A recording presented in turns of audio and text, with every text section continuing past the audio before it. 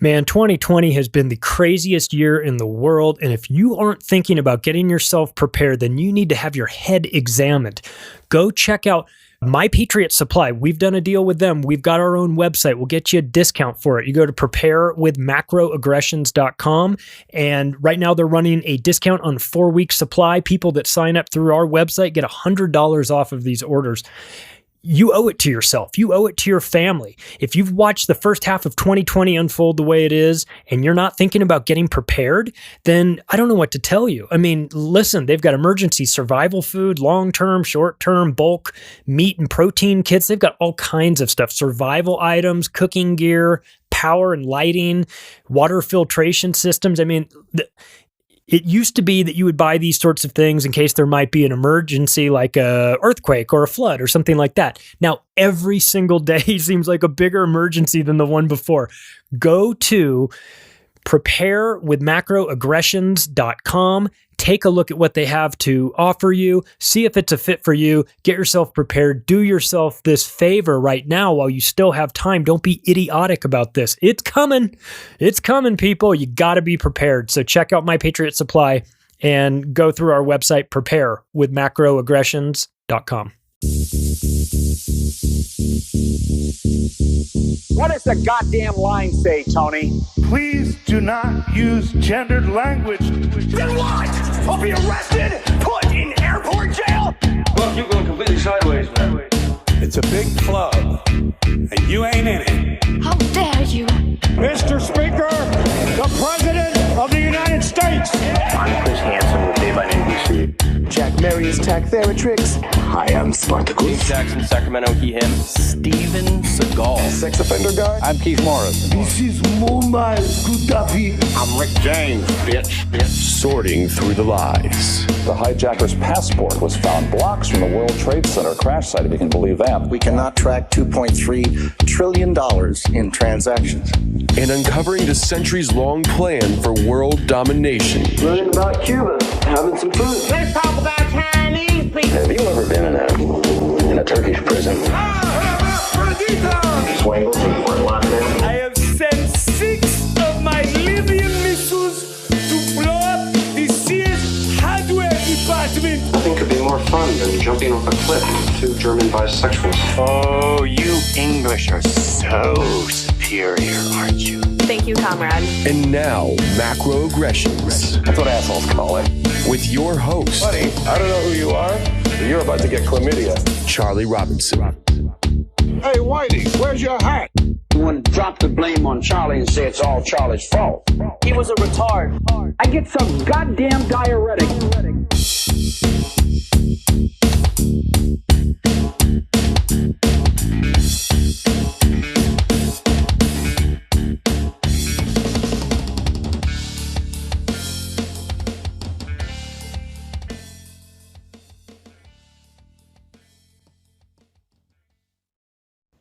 Welcome to Macroaggressions. I'm your host, Charlie Robinson. If you're watching us on Iconic or listening wherever podcasts are served, we certainly do appreciate it. We know you have a lot of options out there, so glad that you're checking us out, and take it a step further. Share this show with everybody that you can think of, because God knows the algorithms won't be treating us nicely, especially on this topic that we're about to get into.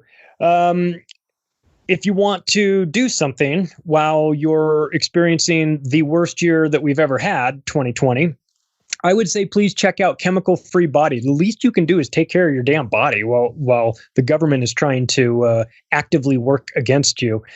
Tim James is the owner of the company. He's been on the show before. He did a fantastic job of explaining very simply what it is that the changes that he made in his life 10 years ago. It started with food. It has increased to supplements. There's a whole lot more. There's coaching. There's classes that he has, and he has made it available to us for a discount. If you want to, go check out Chemical Free Body and take a look at the supplements that they have. Certified organic, plant-based, gluten-free, GMO-free, soy-free, dairy-free, and not free to purchase, but we do have a little bit of a discount. So promo code MACRO will get you a discount there. Anything domestically over $99, there's free shipping. International purchases and shipping is available as well. And if you don't like it, for whatever reason, he has a double your money back guarantee. That's pretty awesome. He's probably not selling garbage if he's willing to give you twice your money back. So just go to Chemical Free Body, check it out. If you want to buy something and you want to sign up for the classes or have him as a coach for you, it's all available there. Use the promo code Macro, save yourself some money. Thanks for checking out our sponsors. Supporting them helps to support us.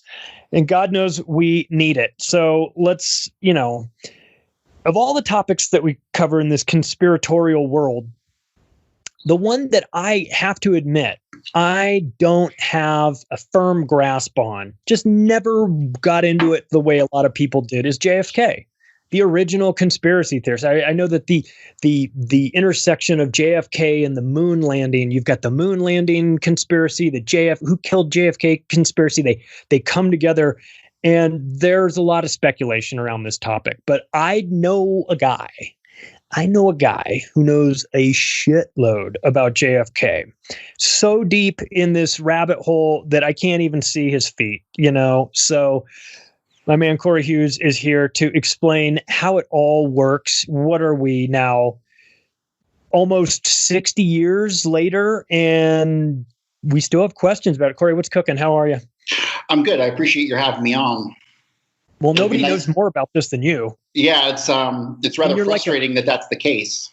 Well, and the thing is that, so we're going to do this for about an hour and 15 minutes. And I will say right now, that is not enough time. If people want to get into the big presentation that you did, you were a co-founder of the Forbidden Knowledge News conference that you put on, where you went deep into it. And the video is available for people to purchase. Yeah.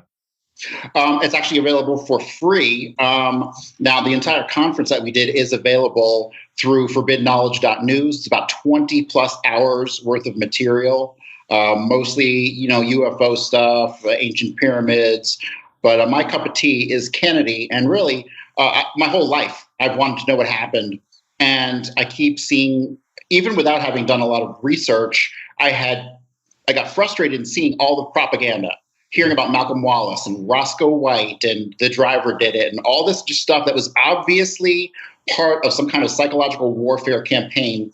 And I had to know the real truth behind it. And I had a kind of mentor I know a couple people who have figured this stuff out and they're content to not tell a soul. And so the world needed somebody to kind of explain what happened. And I'm really tired of broad generalizations. The CIA did it. The military-industrial complex did it. All these different groups did it. The Birchers, everybody. No, these people are real people. They have actual names, and they have a modus operandi that can be figured out. And when you do figure it out and you come to understand the origins of the assassination, you realize you have to go way back to the late 1800s. Theodore Herzl and the birth of Zionism is where you need to start if you want to understand Kennedy. Then you have to go all through World War II. If you're not spending at least 6 months just on World War II, you're not going to understand Kennedy. You have to go through all these things that lead up to the reasons why he was killed. And ultimately, Kennedy was the assassination was it began at David Ben Gurion, the Prime Minister of Israel. It was over the nuclear plant at Dimona, and that was the biggest reason there could ever be. And they had an incentive to get rid of him, yeah? Oh, absolutely. See, because Kennedy knew what was going on. He knew that they had been smuggling nuclear material out of the country through Numek up in Apollo, Pennsylvania. He knew about that, and he was going to shut them down. There were so many different things going on. There was, starting in 1945, you have the Sonborn Institute, which was basically a large-scale smuggling operation. The Haganah were basically raiding armories and government buildings, stealing information, stealing documents, but mostly they were stealing weapons to ship back to Israel because we wouldn't provide them to them. So since we wouldn't help, they decided to just steal it. And that was organized by David Ben Gurion himself. And so Kennedy knew all this and he was tired of it. One quote that Kennedy had was, "All they ever do is lie." And he was talking about Ben Gurion and the pre-Israeli government, who actually, 1948, Israel comes around. It came around as a result of terrorism by Menachem Begin, who was one of the key players in the Kennedy assassination, who I'm convinced was in Dealey Plaza as the apron man. If you Google the apron man, you'll see him. I'll never be able to prove it. Menachem Begin covered his tracks really well. But I'm convinced that's Menachem Begin. Plus, Menachem Begin was in L.A. 3 weeks before the assassination with a guy named Al Gruber. Al Gruber was the right-hand man of Mickey Cohen. And Mickey Cohen had been recruited into the Irgun by Menachem Begin himself back in 1949. And he was so into the Israeli cause that it was kind of pissing off his fellow mobsters because he was shirking his responsibilities to do things for Israel. And so the connections to Israel, everywhere you go, you run into the Mossad, you run into Israel. They are ultimately behind the assassination because they had the most to lose. It wasn't about the Federal Reserve. Is an admitted terrorist. Yeah, he's the self-proclaimed father of terrorism in the world. Yeah. So he's a monster. He's probably the worst human being that's ever lived. And to me, the idea of standing in the front row at the Kennedy assassination wearing an apron is an act of symbolism. It's a big FU to Kennedy directly from him. It is all might sound crazy on the surface to people when you talk about like, why would you want to be involved in, as an act of symbolism? But we know that the people running the show here, they use symbolism. It is a huge component of the way they communicate with each other. It might not mean anything to us. Like, we may be able to be sort of dismissive, like, oh, get out of here. And then nobody would go to the Kennedy assassination just as a form of symbolism. Well, we wouldn't, of course, but they have a much different structure, and this is part of what they do. There's symbols everywhere. I think people that are deep into this know that. People that are just getting into these unusual and hidden topics, they come to find out, hey, wait a second, there's a lot of symbolism going on in our products that we see. Like you mentioned being on the, being there in an apron. Well, what about, the Gmail logo? The Gmail logo is the Freemason apron. You know what I mean? So there's a lot of this symbolism that we see being used in the products that we buy and the things that, the logos of companies that we see. It's all over the place. So what I'm saying is it's easy to try and discount this as, oh, you say Menachem Begin was there as an act of symbolism.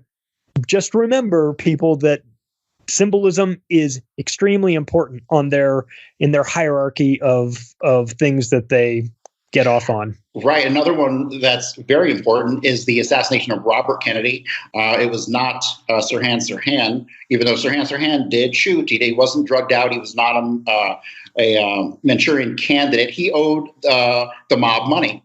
And so that was what he did. And he got all drunk beforehand and took a bunch of pills because he had to do what he had to do to get through it. And that was on the anniversary of the 6-Day War, and it was blamed on a Palestinian. There isn't really much more symbolic evidence that you need to know that Robert Kennedy, who was shot by Thane Eugene Caesar point blank behind the ear, was ultimately at the behest of Israel. Well, so let's jump into it. Let's get balls deep in JFK, shall we? All right. So I'm gonna skip a lot of what I consider to be very important stuff, all the things that are really connecting to Israel, and I just want to go ahead and I'm going to lay out who the shooters were, all the big questions that people ask about who these guys were in Dealey Plaza. I don't have enough time to go into the proof or the evidence, but if you want to come to understand, you can watch the 3-hour presentation that's on the Forbidden Knowledge News YouTube channel, or you can come to my website, which is thegrassknoll.report. So cool. And this is a video / audio podcast. So there'll be some, so you're going to do some screen sharing here where you can lay out some things, but for people that are listening audio only, we'll try and make it as engaging as we can for you, even though we're going to have some visual. Right. Okay. So there were numerous teams, the biggest of which was on the grassy knoll itself, or considered the grassy knoll, even though some of them were behind the pergola. And all of this is pretty easily substantiated when you look at who was doing what, who knew what. The most important thing I can explain about the Kennedy assassination is that you can look at the physics on the ground and where bullets came from and this and that will teach you nothing. You really need to understand the relationships between the people involved. And when you come to understand the relationships between the people involved, it all falls into place. I've only got a black screen right now. Oh, only a black screen. There we go. Now I got it. Okay, so it won't let me maximize my presentation, so I'll just go through it this way. Okay. It's fine. All right, so up on the overpass, you have Robert Bernard Baker and David Wayne House as support. Basically, the night before the assassination, you had a kind of a chain of phone calls that were made from Robert Bernard Baker, who was Jimmy Hoffa's right-hand man, to Dave Yaris, and then Dave Yaris called Lenny Patrick. Well, I hate to break it to you, those were alibi phone calls. Those guys were in Dallas. They had been in Dallas for a couple of days. Dave Yaris was in Dallas under the name David Leon Miller, and Lenny Patrick was staying with him also under the name Max Isidore Miller, or Isidore Max Miller. They were staying right next to the Carousel Club in a place that was rented to them by Bertha Cheek. I'm not going to get into Bertha Cheek, but she was an associate of Jack Ruby's, involved mostly in real estate. She owned a lot of the safe houses that these guys stayed at, and she was the sister of Earlene Roberts, who was the manager of the house at 1026 North Beckley that Oswald allegedly stayed at. But, of course, Oswald never actually lived there. That's something to get into another time. So you have Barney Baker and David Wayne House. David Wayne House actually got arrested. After the assassination, Baker throws him his rifle. David Wayne House gets in a black car, drives away. Somewhere along the way, he does a car swap, ends up back at his place or on the way to his place in Fort Worth, where he gets stopped by the cops. He gets arrested. His arrest is very well documented. So the shooter on the knoll who actually took off Kennedy's head, that was the one and only Jack Valente. Jack Valente, who ran Hollywood for 40 years at the behest of the CIA. Yes, Jack Valente my mind is blown every time I think about who he is and what he's done. And yeah, I recognize the name. I know he ran Motion Pictures Association of America for a long time. And we'll get into the motorcade and how he lied about being in the motorcade. He has said everything from I was in the third car to the sixth car to the eighth car, 12th, 14th car, all the way back. He says he got into a large car. Then he said he got into a van. The meat and potatoes of it, he was not in the motorcade because he was on the knoll. And he was there with a guy named Vincent Caltagirone, who no one's ever heard of. And Vincent Caltagirone might be one of the most important people in American history. And we will get to them later. Cool. But after that, you have David Ferry and the Hard Hat Man. Most people know who the Hard Hat Man is or have seen the reference to him. You can catch his helmet or the hard hat in the Zapruder film for a frame or two. And that is most likely a guy named Andrew Jerome Blackman. And if you remember, Rose Cheramy was supposed to pick up a bunch of heroin from a seaman coming in on a boat and then bring it up to Dallas. Well, that person who brought in the heroin was Andrew Jerome Blackman. And then you have Dave Yaris and Lenny Patrick. Dave Yaris, you can actually see for a split second in the Nix film, the unedited Nix film. He was edited out in the original version that was put out, and he was there with Lenny Patrick. And I'll go a little bit more into Lenny Patrick here shortly. So from the book depository, the person who was shooting from the sniper's nest was actually Lawrence Howard. And you know it's Lawrence Howard because a lot of these guys, when you read descriptions, you'll see the same description in different places. He was always described as a husky Latino with a pockmarked face. When you get that description of the guy in the sniper's nest, it becomes pretty obvious it was him. Then you can connect him to a rifle through a guy named Thomas Beckham, who delivered a rifle to him from Carlos Marcello. He told that story to Garrison. In the other window, you have Richard Kane. Richard Kane was a mobster out of Chicago. He worked for a guy named Marshall Caifano. Marshall Caifano admitted to a friend later on that he was in Dealey Plaza. So, I don't just wing it with these guys. It took me a very, very long time before I was confident enough to say these are the shooters. And then you have, there's more rifles than there were shots fired. That is a given. And then so you have support inside the book depository. You have William Seymour, who's played a very important role. When you hear about Oswald being at the shooting range, shooting at other people's targets, well, he was seen there with a husky Latino with a pockmarked face. Obviously, William Seymour impersonated Oswald in many places. Oswald had at least 4 or 5 different people impersonating him at times when he was supposed to be out of the country or in different states. And this is just part of spycraft. And then you have on the roof, Emilio Santana and Sergio Cacha Smith on the roof of the depository. And most people don't realize this, but they did find a rifle on the roof of the depository. It was a Mauser 7.65, and this was confirmed by the Dallas Police Department. But the Dallas Police Department's story was that a security guard had left it up there. That makes no sense whatsoever. There was at least 5 rifles found in Dealey Plaza that day. There were at least 2 found in the book depository, 1 on the roof. There was 1 found by the lawn crew the next day. not specifying where, but they did find it, and it was traced back to a guy named Richard Hathcock out in L.A. Turns out that was pawned to him by a guy named Jerry Hemming, and also the guy who picked it up a couple weeks before the assassination, Lauren Hall. Lauren Hall was in Dealey Plaza also. Just to the audience, Cory is the Rain Man of JFK, man. Yeah, he knows all this stuff. So if you're following at home, you might want to rewind. There's going to be a lot. You're going to have to go back and honestly, but in the interest of time, we're condensing this down. So this is the reason why Cory's going quickly through this. There's a lot to unpack here. Yep. And I spent 18 months putting in basically 12-hour days on top of doing my own work. I would get done with my work as quick as possible, and I would hit the documents. Don't read anybody's books. They're all bogus. Nobody knows what they're talking about. If you go straight to the documents and understand the concept of spycraft and psychological warfare, this stuff will fall right into place, because a lot of what these guys do is just littered with spycraft. And that applies to the Mafia, the CIA, and the Mossad, who are behind this, because they all work together. Those three organizations are different branches of the same tree. They were then, they still are to this very day. Well, we're getting a good taste of a psychological operation right now in 2020. So I think a lot of people are going to be sort of, acutely aware of how a lot of times the painted version of reality does not match what is actually going on behind the scenes. And of course, JFK, nowhere is it more evident than with JFK. Right. Dealey Plaza was basically a controlled scene. Everyone there was pretty much in on it, with exception of a handful of people who came in from the overpass, like Ed Hoffman or Richard Randolph Carr, who was on top of the I believe it was the jail building. But except with very few exceptions, that was a controlled scene. Dallas Police Department had it blocked off an area so you couldn't get in on foot, couldn't drive a car in there. This was the Truman Show from start to finish. All right, let me move to the next slide. The picture on the left, that's Dave Yaris. I've seen a lot of pictures of Dave Yaris that really, if you Google Dave Yaris, you'll find 2 or 3 pictures. I did some heavy digging, and I found a whole bunch more that you're not going to find, and that is definitely him.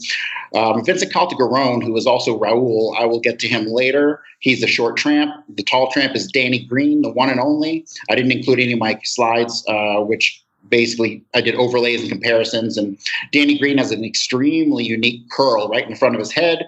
The tall tramp, if you look at the right picture, has the same thing. But if you look at the tramp pictures, there has been so much manipulation on them that they basically, at least on Danny Green's pictures, they cut his hair off and then pasted it back in a different direction in a couple places. It's just insane.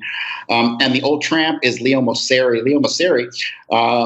Now, Danny Green worked for Leo Mosseri. Leo Mosseri worked for James Licavoli. James Licavoli was also in Dealey Plaza that day. And David Ferry had been flying back and forth up to Cleveland. He'd been up there at least 2 or 3 times in the month leading up to the assassination. 2 + 2 = 4. It's definitely these guys. Now, people will say, well, where's your proof? Well, I went into this at Forbidden Knowledge NewsCon. This is more like a logic problem. When you go through a logic problem and you look at the clues that are left, they give you enough clues to figure out the rest. Now, can any of this stuff be proven? Well, I think in a roundabout way, you can paint a very nice picture that shows all the evidence, and it becomes pretty obvious when things click together that they are accurate. And so the model that I've constructed is pretty much is basically verifiable through the evidence that I lay out. So, and along with Dave Yaris, I just want to go over this real quick. A lot of people think that Bernard Barker, who was involved in Watergate, was one of these fake Secret Service men on the Knoll. I disagree with that. I have no evidence that he was ever in Dealey Plaza or Dallas, but I have a slew of evidence that Lenny Patrick was there. And when you take a look at the two of these guys, they could have been brothers. I think it's very easy and it was only one witness who identified Barker as the Secret Service man on the Knoll. I do not believe that was the case. I believe it was Lenny Patrick, because I have all the evidence in the world that he was in Dallas, and that's the only thing that fits. Yeah, those two guys look identical. Yeah. So, okay, so the Umbrella Man and the Dark Complected Man, that's Michael Harari and Ahmed Dalimi. Ahmed Dalimi was a Moroccan general. Now, what's the connection between Morocco and the Kennedy assassination? Well, he was a Mossad assassination coordinator, just like Michael Harari. Michael Harari was an Mossad assassinations coordinator. He was down in Mexico City at the same time that all of the that allegedly Oswald went there, but Oswald never went to Mexico City. That's all BS. He was probably in Canada doing a mission for the FBI at the time because he was an FBI employee. Was the umbrella a signal? Was it a symbol? What's you have to have if you have a radio, and Ahmed Delimi had a radio, you can see it in a couple of the pictures. If your radio goes out, you need a backup, and that's what that was. Okay. So, but you'll see he's got his hand in the air as Kennedy pulls by, and he pulls it down, like making the sudden gesture. At the same time, you have Michael Harari pumping the umbrella. Do your homework on these guys, and it will become blatantly obvious that these are the two in Dealey Plaza. It's not Roy Hargraves and whatever other Cuban they said was there. Anything you've ever heard about the assassination is completely false, part of a big psychological warfare campaign. Unless you go directly to the documents, you're never going to know the truth. So that's basically, I wanted to get that out of the way real quick so people can stop saying that James Files and some other, bunch of lunatics pulled the trigger from the Knoll, which never happened. You're overwhelmingly inundated with propaganda in regards to Kennedy. Why? Because when you figure out Kennedy, it leads to World War II. World War II leads back to World War I, and it is the thread that unravels the whole world. The last 100 years of history went right out the window when I came to understand what really happened here. So the majority of what we're going to talk about today is the key to what helped me solve most of the assassination. And that's going to be the Winterland Ice Arena. Now, the Winterland Ice Arena, the next day, supposedly David Ferry, and I don't have the time to really give you the backstory on everybody. I'm going to assume you know who David Ferry is. He allegedly went there with two teenagers, Alvin Beaubouf and a guy named Melvin Coffey. Well, Melvin Coffey is an alias. There is no Melvin Coffey. But they never actually went to the Winterland. Well, David Ferry didn't. The kids did. But they went there with somebody else, most likely a guy named Bill Dalzell, but I'm not going to get into him today. These are some pictures of the Winterland Ice Arena. Now, a lot of the information I got on the Winterland is absolutely unseen by any other Kennedy assassination researchers. And the reason for that is because there was a group that I got into on Facebook. It only started in late 2017, and it was just a bunch of people who grew up in Houston who actually went skating at the Winterland ice rink. And so they posted all kinds of pictures. I have so much information and so many pictures and lists of people who are on hockey teams. And I know everything there is to know about the people who were frequenting the Winterland Ice Arena. And these people are not conspiracy people. They just wanted to share some cool memories when they were kids. A lot of the names on the list that I've seen do connect to intelligence, like Marchand and Caltagirone, which is one we'll get to here in a minute. But David Ferry allegedly goes there and meets with a guy named Chuck Rowland. And let me see. Chuck Rowland is not his real name. He was interviewed by the FBI and all kinds of people. They had to have known that wasn't his real name. His real name is Roland Chuck Rowland. He's French-Canadian. But this might really not even be his real name either. I'm not going to go into that too much, but I found about a 400-page FBI file investigating a guy named Charles Chuck Rowland, who was allegedly a communist. The file on him is out of control. And what are the odds that the CIA would be working with two different people or looking for one and having one both named Charles Chuck Rowland? It's 1,000,000 to 1. That's probably the same guy, but that'll have to do a little more research before sharing anything on. But he goes to the ice skating rink, and one thing that tipped me off, the first thing that tipped me off, it wasn't David Ferry who went to the ice skating rink, was that when he was being interviewed by HSCA or one of those committees, he kept being emphatic about the fact that David Ferry made it a point to be seen. Hi, I'm here. I'm David Ferry. He said he introduced himself at least 5 times as David Ferry.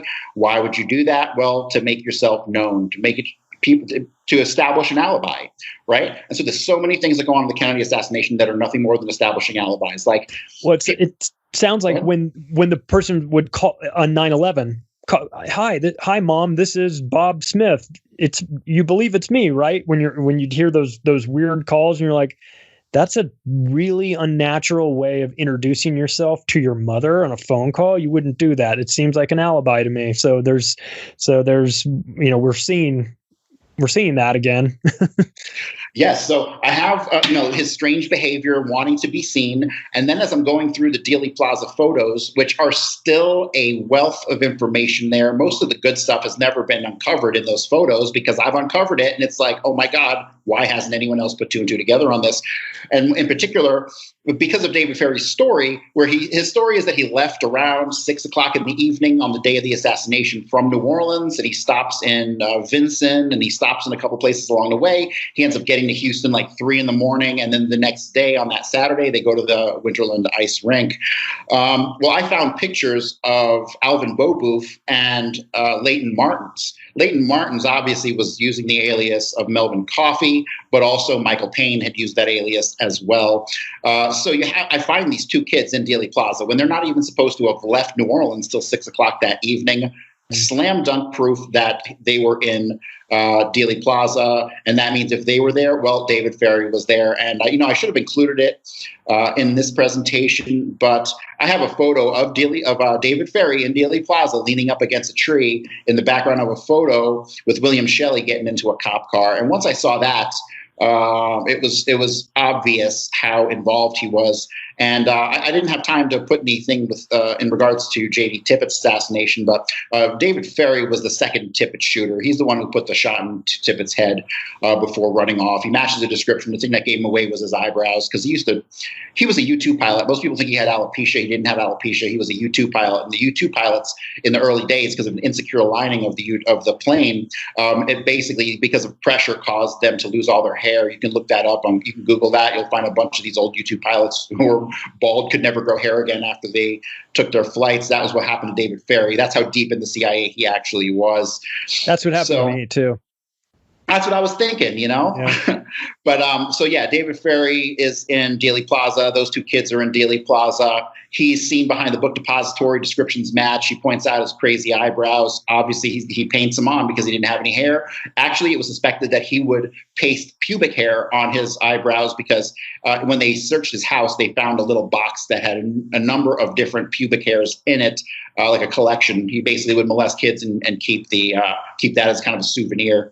He was into like the 13 to 15-year-old boys, and that's basically what the Civil Air Patrol was a human trafficking front. And if you don't believe me on that, just Google Civil Air Patrol human trafficking, and you'll find a bunch of cases over the years of people saying they were trafficked through the Civil Air Patrol. So yeah, the government does traffic people, plain and simple. So Ferry meets with Chuck Rowland. Chuck Rowland gives a story about him. I determined he's not there, but why the Winterland? Why did they go to the Winterland Ice Rink? Well, turns out the Winterland Ice Rink was operated by Mary Boots Roberts and Ronnie Roberts. They were ice skaters. They had been involved with Ice Follies. They were professional ice skaters. They moved around the country. They also worked for the CIA. If you look at Mary Boots Roberts' obituary, which we'll get to here in a second, she ended up going to work for NASA. So when you hear about all these people in the Kennedy assassination going to work for NASA, they did not really go to work for NASA. What they did was NASA was involved with the CIA as a front. When you have your $400 toilet seats, that toilet seat did not cost $400. That money, odds are, went to the CIA because they were a way to funnel money to the CIA covertly. That's the NASA connection there. But the Winterland itself was owned and operated by the Johnson Family Enterprise, which was Lyndon Johnson's family company. And it was the rink itself was built on behalf of Mary Boots Roberts. She was the inspiration for it. Now, you'll find ice skating rinks pop up a lot in not only Kennedy, but other cases involving spycraft. And why is that? Well, two people can go out on the ice rink, and back in the 60s, you could not hear what they were talking about. It was a way you could guarantee privacy. So, and also it was a place that you could bring kids. You could traffic children there, and you would not look out of place by showing up somewhere with a couple kids. So that's really why ice rinks are kind of prevalent everywhere. But Jesus, I'm never going to an ice rink again. Mary Boots Roberts and Ronnie Roberts, they were definitely CIA. Her original name, and we'll see that here, I'll switch over to her obituary. So Mary Boots Roberts, her birth name was Caltagirone. And Caltagirone are you familiar with that name at all? Isn't that the name that you just mentioned? Guy? Yeah. Well, Caltagirone, they were a big time mafia family back in Italy. They were they would be the equivalent of like one of the New York Five families in Italy. Okay. They were that big. And so her father was Joe Caltagirone. He's got a brother named And Joe has a brother named Vincent Caltagirone. And then Vincent Caltagirone has a son named Vincent Caltagirone Jr., by far one of the most important people in American history no one's ever heard of. I don't think I have anything else from this slide. If I need to, I'll come back. This is Vincent Caltagirone Jr. Take a look at his face and see if he looks familiar in any way. So Vincent Caltagirone Jr. basically is he's in the Navy. He joins the Navy. He gets out. He went to the University of Texas, Houston. That is a big CIA recruitment facility. And if they like you, they send you up to Harvard Business School, just like Jack Valenti did. So basically, he is, seemingly a nobody. When you look at his life, it's kind of uneventful. He joined the Navy and he gets his degree, and then he spends 35 years in the insurance industry, allegedly. But that's not true. I found all kinds of references to him doing other jobs and odd jobs and weird stuff here and there because, well, when you're CIA, that's your job. And whatever front you can pick up, you pick up. So, but he was involved in a case after the Kennedy assassination in 1966, I believe, where he was allegedly a witness, possible suspect in the murder of a guy named, oh my God, what is his name? Mercier, I think it was, Mercier, if I'm not mistaken. Well, anyway, it was a big trial. He was a rich guy. He was a homosexual. He lived in Houston. He gets murdered. And it was a big court case. And there's photographs of Vincent Caltagirone all over. Like, they didn't bring Caltagirone into it because you start bringing CIA guys, and then, you never know where that's going to lead when the defense starts to question. But his lawyer was Percy Foreman, who was also the lawyer for James Earl Ray, so there's kind of a connection here. You kind of see that they use the same lawyers over and over. The CIA used the same lawyers, and there's a whole big complicated story around Vincent Caltagirone. But in a nutshell, he is the missing link between Jack Valenti and Raoul, who allegedly set up James Earl Ray. And now, there was a woman back then in the 60s, she came forward that in the 1950s, she was basically trafficked by Jack Ruby and Jack Valente, and that they were using her to make child porn.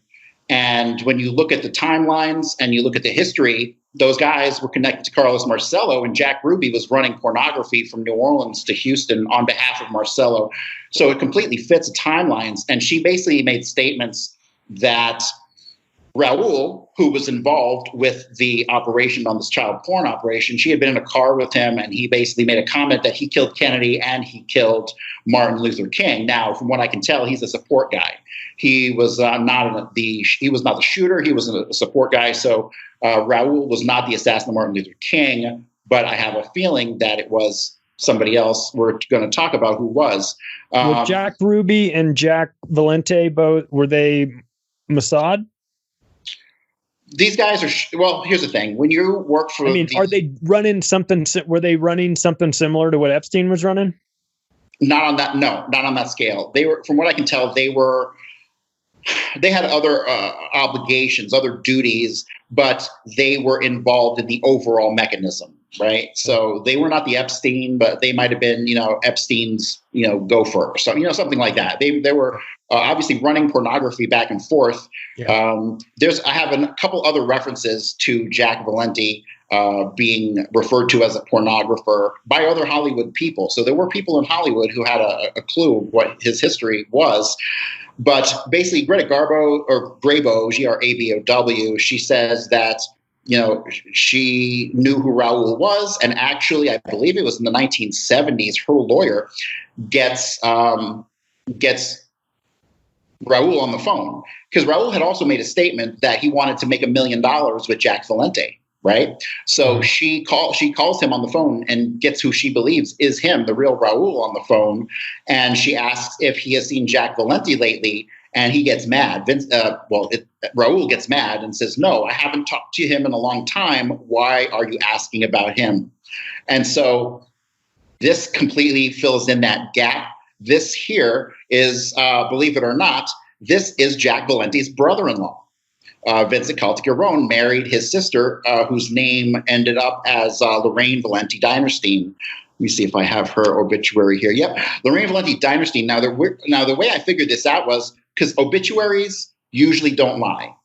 it's family members who write them, and they don't have any idea that what their CIA or mafia activities were. So they just tell the truth, right? Mm-hmm. So when you look here, you can see that she has a son named Tom Caltagirone with a wife, Lou Caltagirone. When you go to Vincent Caltagirone, he also has a son named Tom with a wife named Lou. Duh. It's they were married. And then we'll see here in the Jack Valenti FBI file, right here where it says relatives listed as Joseph Valenti, father, age 67, Josephine DeGeorge Valenti, both mob families Jack Valenti came from, by the way, mother, age 61, and Lorraine Valenti Dinerstein. And this really was a mistake on their part. This is what really put two and two together for me, is you have Vincent here written in the column. You know, when you read FBI files, they put some really good stuff in the columns as notes. And I think I have one coming up I'll show you. But yeah, this Vincent and Lorraine were married. That is Jack Valenti's ex-brother-in-law, because they got divorced in 61, but they were obviously still together as far as Jack and Vincent goes.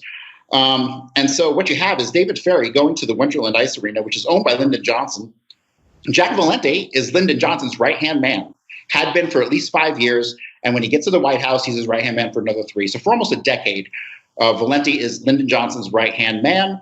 And so it just so happens that Jack Valenti's sister is married into the family of Mary Boots Roberts, who was the gatekeeper of the Winterland. There's more to that story, and I will definitely get to that. But do you see the connection here? I don't know if I have my slide. This is the connection. Lyndon Johnson and the family Johnson Family Enterprises owned the building. They leased it to Mary Caltagirone, whose brother was Joseph. And here's the connection to Vincent. Vincent was divorced from Lorraine Valenti Dinerstein. And Jack Valenti was the right-hand man to Lyndon Johnson. It's like a closed loop. It's like, duh. Mm-hmm. Something's going on here. Could it have been coincidence that Johnson owned a building? No. Is it coincidence that Jack Valenti's sister was married into the family of the person who ran it? No. And what gave me that information came from this. I was part of a Facebook group. I always get nervous talking about it. I don't need the world going and bombarding these people. They don't know anything about the assassination. They could care less about the assassination. They're just kind of trying to have, just share their memories. And so please don't go hounding these people if you decide to be so inclined. But this is Joyce Rowland. Joyce Rowland is allegedly the mother of Richard Rowland, who posted this. Richard Rowland's father is allegedly Roland Rowland. Now, I question all these relationships in as far as the Rowlands go, and I'll show you why here in a minute. But this is supposed to be Joyce Rowland, and she relays the story that it was built by the Johnson. Here we go. Her recollection is that the Johnson family built the building at the rink. They owned the multi-story building across the street that fronted Kirby and other real estate throughout Houston. It's very well known. They owned a huge chunk of real estate. By the time Lyndon Johnson got to be president, he was the richest president we'd ever have. Wow, I didn't know that. Yeah, his family was a 100 millionaire kind of class. And most people don't ever really talk about that. That's why Lyndon Johnson really commanded so much power, because he had more money than anybody. So Ronnie and Boots with the motivation to open it, talks about Chuck Rowland. But we'll come back to her. Okay. So David Ferry allegedly goes on this trip, but he doesn't. What he actually did was he flew to Dallas probably a couple days before the assassination. There were witnesses who saw him in Fort Worth 2 days before the assassination. So he probably flies there. I have the pictures of Alvin Beaubouf and Leighton Martins in Dealey Plaza. I have pictures of him in Dealey Plaza. He is there. He's one of the Knoll shooters. He is most likely the one who did the throat shot.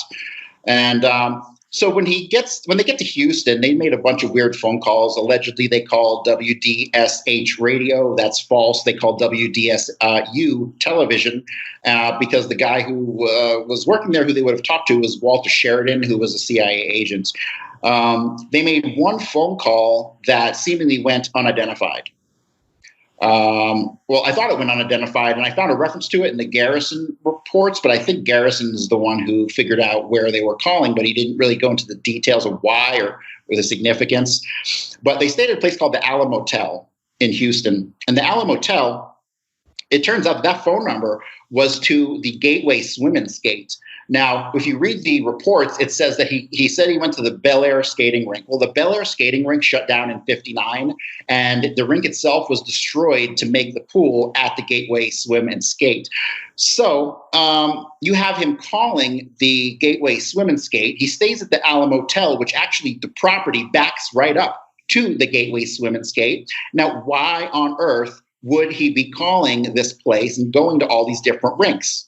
Well, because when you look at Vincent Caltagoron's obituary, he was a member of the National YMCA Scuba Program, and so was Jack Valente. By the way, Jack Valente sat on the board of the National YMCA, like their top board, and he also taught scuba at the downtown Houston YMCA.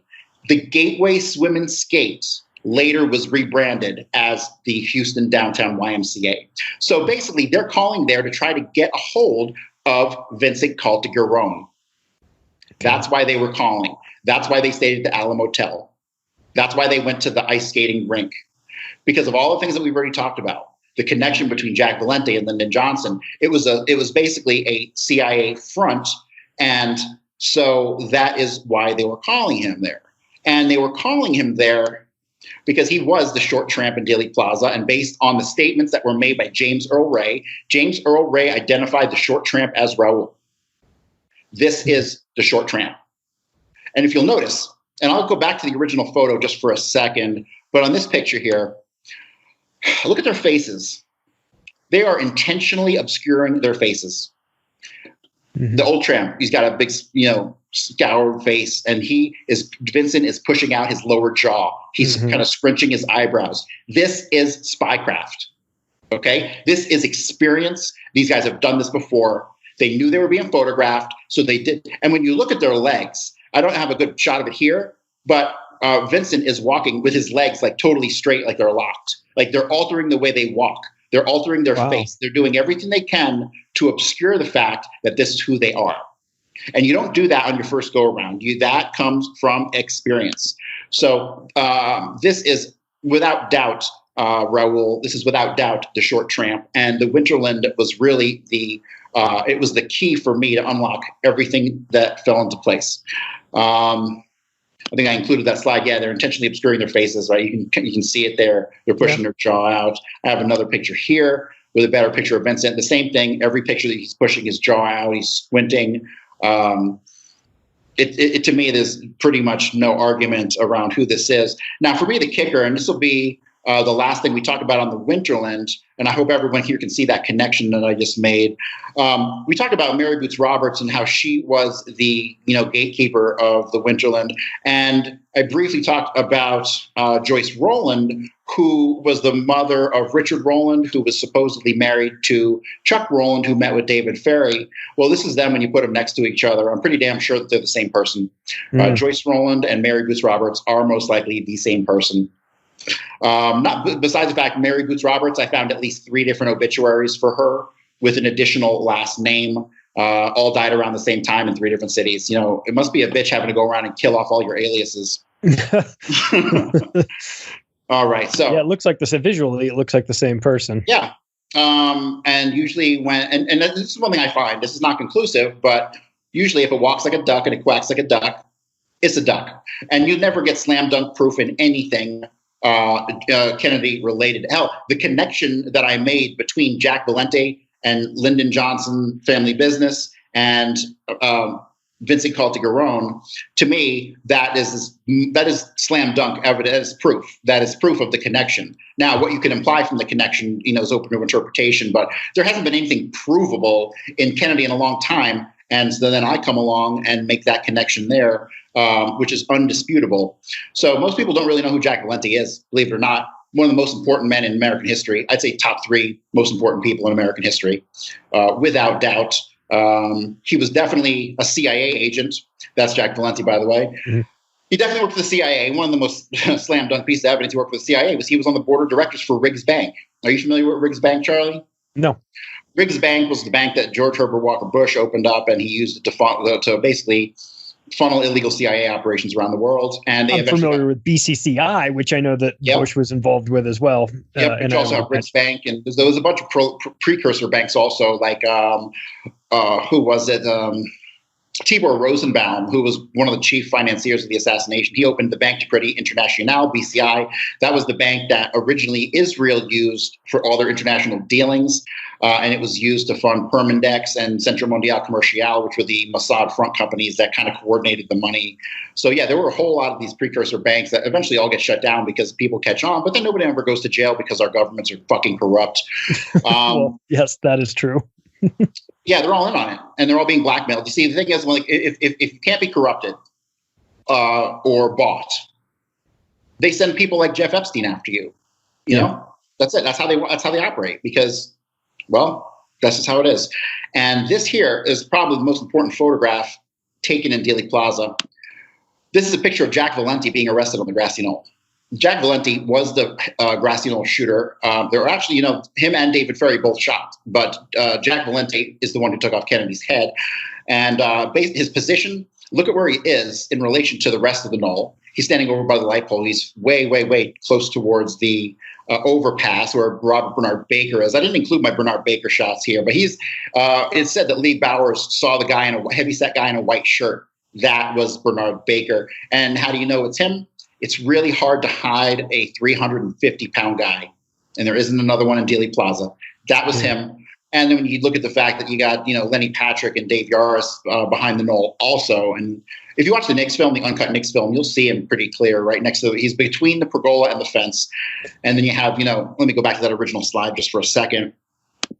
So you got Barney Baker and David Wayne House right here, and as soon as the shooting happens, and he chucks his rifle at David Wayne House, he proceeds to walk over the bridge. So the pictures you see of him are from a distance, but he's dead center in the middle of the overpass. And like I said, it's hard to hide a 350-pound guy. He was big. Oh, man. And so Jack Valenti and Vincent Caltagirone are right here, okay? So when you look at the angles, and you look at the testimony of Ed Hoffman was a deaf mute who, honestly, I discounted his information for a long time. But it turns out he was right, and the descriptions he gave were accurate. So Ed Hoffman comes over from the other side of the overpass before Kennedy makes it that far, because I guess he could hear the crowd or whatever. So he walks over, and from a distance, he sees a man with a black hat and a blue jacket fire a rifle from right here. Okay, the man tosses the rifle to his backup, which was the guy in the hard hat and the construction uniform, which I'm pretty sure was Andrew Jerome Blackman. And then he breaks it down and walks away casually. The next picture I have of David Ferrie, he is seen leaning against this tree right here. All right, so David Ferrie was there. He was seen by Ed Hoffman. The descriptions match. 2 and 2 equals 4. This isn't rocket science, people. And then you have, Dave Yaris between the fence and the pergola right there, which you can definitely clearly see in the Knicks film. And then you've got the 3 tramps, which accounts for Danny Green, and Leo Masseri. And then I don't think I included it, but I am pretty sure I found a picture of Frank Sturgis, who also, I believe, was the actual Tippett shooter. Sturgis ends up getting in the car with David Ferrie. They drive over to Tippett. Tippett, I do not believe, was a prearranged killing. He was in the wrong place, wrong time. He was having an affair with a woman on that block, okay? He just happened to be there, and he saw who I believe was Frank Sturgis, and he hears the thing about Oswald on the radio. He hears a description, and so he thinks it's Oswald. He gets to get out of the car to talk to the guy. Turns out it wasn't Oswald. Oswald was in the theater by 1:06. So the story of Oswald in the theater, I'm going to veer off just for a split second because this is a great, great story. So Oswald goes into the theater. He doesn't sneak in like everyone says. That was the second person who went into the theater, who was probably Sturgis. So Oswald goes to the theater. He buys a ticket. He goes in. The first thing he does is he goes upstairs to the balcony like he's looking for somebody. He then comes back down. He goes into the theater itself and he sits down. But he keeps getting up and moving around. The eyewitnesses saw him get up and move around 2 or 3 times. He eventually sits down next to a pregnant woman. Now, a pregnant woman had been seen at the house of Ruth Payne about a week prior. Connection? I haven't gotten that far yet. But he sits down next to a pregnant woman. They talk for a minute. Then both of them get up and go back to the lobby. She leaves. He goes and buys a thing of popcorn and goes back and sits down in the theater, just eats his popcorn like everything's cool. Then the police come in. They come in. When they came in with a camera crew. They had the news there. It was They knew what was going on. It was prearranged. And when you look at the radio transmissions said that the guy who snuck into the theater was hiding out in the balcony. And he was hiding out in the balcony. So basically, Oswald gets arrested, brought out the front. They go up to the balcony and they grab whoever that was. He gets taken out the back. Okay. And who knows what happens after that. We have multiple witnesses who were in the alley at the time who saw the second person being pulled out. There was another witness who actually, as this is kind of calming down, the cops tell him to get out of there. So he's leaving the theater. He sees a guy in a suit and a hat in the very back row just sitting there. And he goes, "Hey, buddy, you might want to get out of here. I think they're shutting the place down." And he sees that he has a gun inside of his jacket. He later identified that person as Jack Ruby. So Jack Ruby, there's a damn good chance that he was in the Texas theater also. One thing I didn't mention was that Jack Valente, when he was about 17, 18 years old, he worked for the Horowitz Theater Company down in Houston, which was directly connected to like a chain of theaters in the same chain as the Texas Theater. The Texas Theater, as everyone should know, was owned by Howard Hughes. Howard Hughes' right-hand man was Robert Mayu, and Robert Mayu was the guy who directly connected Johnny Roselli and the Mafia to the CIA for operations in the 1950s. So this is all one big clusterfuck. This is not conspiracy. This is reality. Jack Valente worked for that chain down in Houston. And guess who else was involved with that theater chain? There was one called, I believe it was called the Alabama Theater, and it was not in Alabama, I don't believe. I believe it was in Texas also. It was called the Alabama Theater, and Vincent Caltagirone used to frequent there and hang out there. And so obviously they're using movie theaters just like they did the ice rinks, because people aren't paying attention to you. They're paying attention to the movie, and you can kind of, go up to the balcony and have meetings and whatever. These people back then at least always met in public places, things that were, nondescript, places you wouldn't think the mob would be going. Right. So what happens to Jack Valente? You showed that picture of him being let off in handcuffs somewhere. First of all, did they have the ability to do gunpowder residue tests back then in '63? Was that a thing or what? They did all that stuff back then.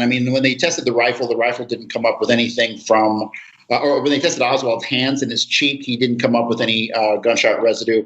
Oswald, honestly, I'm starting, and I have to research this more thoroughly, so I'm not hanging on to this.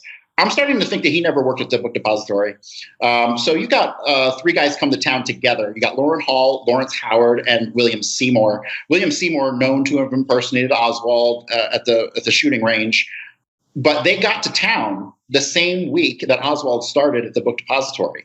And the book depository was definitely a CIA smuggling front. Roy Truly and William Shelley and Joe Molina, all these guys who ran the company were all CIA. They say they weren't, but they kind of were. It's kind of obvious. And they're actually, to this very day, there's one of the floors in that building has a number of large crates that were shipped to the depository back in the 1960s. Well, it only opened 6 months before the assassination, and it opened up. It was owned by D.H. Byrd, who was the founder of the Civil Air Patrol, right? So the building was secured specifically for this. This assassination was planned months in advance, way before Oswald ever got the job, and it was basically initially based on a route because Permindex and CMC had attempted to take out Charles de Gaulle. They killed Patrice Lumumba in the Congo, but when they were taking out de Gaulle, they realized that one of the routes that de Gaulle took was it was altered because it had a very sharp turn in it, just like this, right? So I'm pretty much convinced that they secured the book depository based on the information they derived from their attempts to assassinate Charles de Gaulle, and seeing how he shifted his motorcade route in France to avoid a sharp turn like this, because they knew it would cause the vehicle to slow to a crawl. Yeah, it goes really deep. This is a Mossad hit all day long. And when you look at guys like, Yaris and Lenny Patrick, they went to Israel numerous times. Who knows why? They were Jewish. Jack Ruby was Jewish. Everyone's always like, oh my God, Jack Ruby couldn't have worked for the mob. He wasn't Italian. Well, duh. The Jews ran the mob from 1931 on. You got the assassination of Salvatore Maranzano in 31. He was the last Sicilian boss.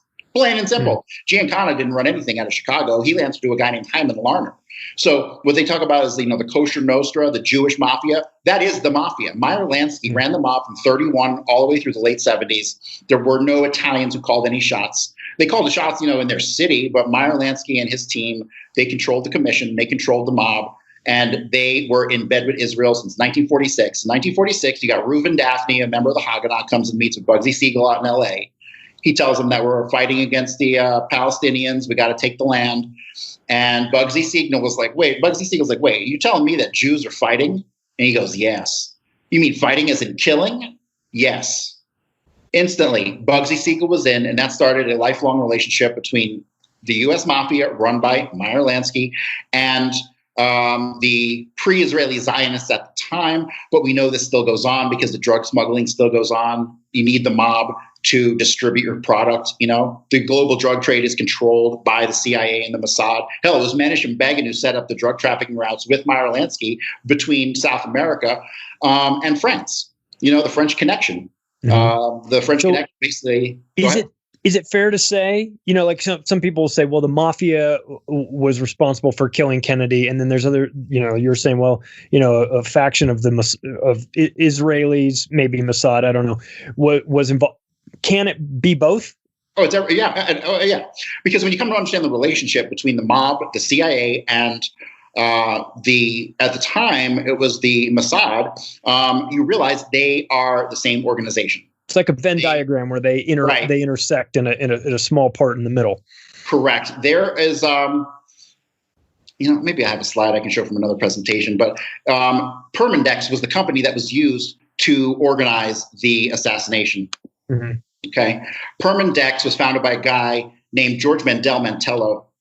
And basically, when you come to understand that Permindex was a Mossad front and that CMC, Centre Mondial Commercial, was how the money got funneled, and you look at who was on the board of that, Clay Shaw was on the board. Garrison knew this. That's why the Clay Shaw trial happened, right? So yeah, they're all one organization. You know, I'll make it simple for you. This is how easy the path from David Ben Gurion to the shooters actually is. Ben Gurion to Menachem Begin to Jack Ruby to the shooters. Menachem Begin was banging Candy Barr, a stripper who worked for Jack Ruby. Okay? Great name. Yeah, I know, right? And then you have another one. You got Menachem Begin to Jack Ruby to Roselli to Traficante to the shooters. You don't need any Illuminati. You don't need any mysterious military-industrial complex. Mm-hmm. You don't need it. These are the lines they use. I mean, you got Ben Gurion to Menachem Begin to Tibor Rosenbaum to Meyer Lansky to Giancana to the shooters. And then, of course, here you go. You've got Menachem Begin to Louis Bloomfield, who ran CMC out of Montreal, down to Clay Shaw to David Ferry and the shooters. Okay, this is so not people are always talking about there were so many people that wanted Kennedy dead. So we've heard of the Cubans. Mm-hmm. What was the Cubans' role in this? All right, the Cubans. So the guy who was in charge of psychological warfare at the JM Wave station, which was the Miami station, which pretty much was the closest thing to the CIA level that oversaw the assassination, George Ioannidis ended up spending that summer of '63 in New Orleans. And George Ioannidis was the primary contact for the Cubans that they were helping to get. Number one, they helped get him out of Cuba. The whole Cuban thing is crazy because I don't think we are ever at war with. We had the Bay of Pigs. We tried to overthrow Castro, sure. After that, I think they realized, hey, this ain't going to work. We better make friends with him, because they ended up using Cuba as as a route to smuggle people and drugs out of the country. I mean, they would go from Miami to Cuba to Haiti and then over to Europe. And that is kind of how Bobby Baker's prostitution ring worked. Bobby Baker had an overlapping prostitution ring and with Jack Ruby that kind of crossed in New Orleans. That was overseen by what was called the Guild of American Variety Actors. You know, if you wanted a stripper in your club, you had to go through them, right? And so that was basically just a human trafficking front. It was run by a guy named Angelo Thomas Caston was involved. Jack Todd was involved. A whole bunch of these low-level mob guys were involved in that. But I have a whole bunch of slides here from my other presentation. I wasn't really going to share a lot of the stuff, but I'll go ahead and I'll just hit some of the highlights. This is one of my favorites. You know, Arnon Milchan, Israeli spy who made the JFK film, never talks about Israel once, and he has people spinning off on nonsense like, they say that Oswald was seen on the second floor drinking a Coke. That never happened. That was pure myth. The actual incident happened on the fourth floor, and the guy was drinking from a water fountain. The whole Coke story is BS. This is one of my favorites. This is Larry Floor, a.k.a. Ted Shackley. I did a whole bunch of facial recognition on suspects. I ran hundreds of pictures through facial recognition. The only one I got a positive hit on was Larry Floor and Ted Shackley. Pretty huge. Ted Shackley was the boss of George Ioannidis out of the JM Wave station in Miami. Let me see, what else do I have here? Oh yeah, they extracted so many bullets out of the limo. 3 bullets out of the limo, one or two in the grass. There was bullets found everywhere. There was at least 6-7 rifles, 3 shooters. I mean, it's insane. And how many shots fired? Do we know? Well, you got at least 3 shots coming from the Daltex building because one of them missed and 2 of them hit Kennedy in the back. Kennedy was struck twice in the back, not once. 2 holes in his jacket. And people say, oh, well, his jacket was wrinkled. Oh, go screw yourself. No, it wasn't. He got shot twice in the back. It's clear and distinct. What else? This is more about the bullets in the limo. And there were no 3 shells found beneath the sniper's nest window. There were 2. This is the original photo taken by J. Doyle Williams. 2 shells collected and an actual bullet. And we have conflicting chains of evidence on the documentation. We've got 3 holes going from Day to Sims to Fritz, and you got 2 holes going from Day to Brown to Williams. I have the documents on all this stuff. They just lie right to your freaking face. Even the crime scene report says 2 shells. The actual crime scene report says 2 holes, but yet we were told 3. The whole story is bunk. Okay, this is just evidence of a Mauser being found in Dealey Plaza. This one, they found 2 in the stairwells on the 5th and 6th floor, plus the one that I told you about that led to Richard Hathcock. So let me ask you this: if there are so many guns found at the scene, why were they so fast to pin it all on Oswald? I mean, why wouldn't there be, the opportunity for there to be, we're looking for 5. How many guns did you say they found? 7? At least 5. At least 5. All right. Yeah. We're looking for 5 potential shooters. We never heard that. We only heard 1. We never heard any of this stuff. Yep. Yeah. Pretty much what you have, look who's in charge. You got Curry, and you got Fritz, and you got Bill Decker. Bill Decker, guess what? He, when Jack Valenti gets arrested on the knoll, he gets brought to him right away. And they've been friends for 20 years. Cuts him loose. I think he might have even gotten him a ride to Parkland Hospital, So I'm going to go over a couple other things real quick. Just tell me when I run out of time. So basically, this is not Jack Ruby. Everyone thinks this is Jack Ruby. This is not Jack Ruby. The left picture is from the hallway of the Dallas Police Department. The right picture is from the midnight press conference. I've only got the picture up of the aerial of the crime scene. That's the only one I'm seeing right now. Oh, really? Yeah. Uh-huh. So my other slides, for some reason, screen share is not sharing my other screens. That's all right. Well, we can focus on what we've got here. That's fine. You gave an overview of it. So sure, but yeah, like Jack Ruby, who was seen at the midnight press conference, that wasn't Jack Ruby. That was his brother Samuel. After the assassination, Jack Ruby dips down to Galveston, and he is seen in a sporting goods store either buying or selling a gun. That was reported to the FBI. No one ever hears about that. There's just so many things that people don't really understand about the assassination, and we've just been told lies. And every single people will use things that Oswald said in the interrogation. We have no proof that Oswald said a damn thing in his interrogation because we have to listen to people who are proven liars. Yeah, this is tough because in the 60s, you would have had the people turning on the nightly news would just be 100% bought into this because they had no idea at this point that there was so much deception going on. I think now all of us that are, anyone that's watching this or listening to a show like this, we all know that the media is constantly lying to us. The CIA is lying, the FBI is lying, the mainstream media is lying to us. We're getting lies everywhere. But back then in 63, the idea of someone going on television and just blatantly lying to you about the scenario would have seemed foreign to anybody. Yeah. They would have thought that there's no way that would happen. I mean, it's so I think that these people, early on, everyone, I think of it like 9/11. Everyone's like, give me the information. What is happening? I'm trying to make sense of this. And on 9/11, obviously, we know we were lied to from start to finish down that whole operation. So for people that are thinking, well, Kennedy is that, maybe why'd they do so much lying? That's what they do. Yeah. They lie about everything. They lie so much that it is hard to keep. It's like putting a puzzle together where every piece is shaped exactly the same. It's like impossible. The fact that you're able to tie all these things together. This is an episode people are going to have to listen to 2 or 3 times for sure. And their lies, the CIA's lies. That's where it comes from. Because Operation Mockingbird got wrapped up in the 50s. They had their mechanisms in place, their recruiting mechanisms in place by the 1950s. So by the time Kennedy came around, they had our entire media on lockdown.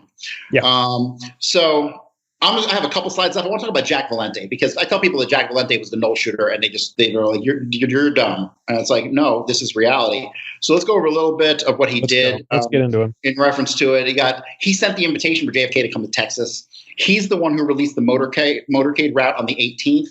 Now, people say the motorcade route was changed. I don't have any evidence of that. What I do have evidence of is that he released it through his company, Weekly and Valente, on the 18th, just a couple days before the assassination. He released it publicly? Yeah, released it publicly on the 18th of November. This is the image of it right here. And then he hosted all those events, the Albert Thomas dinner and the breakfast that morning and all that stuff. His stories about getting into the motorcade and how he got there are all lies. He agreed to sell his business, Weekly and Valente, to his business partner 2 weeks before the assassination and said he was going to Washington. Gee, where have we seen that before? Before 9/11, there was a bunch of that shit happening too. Yeah. He claims to have been in the motorcade, but he was not. He claims he was in the basement of Parkland Hospital.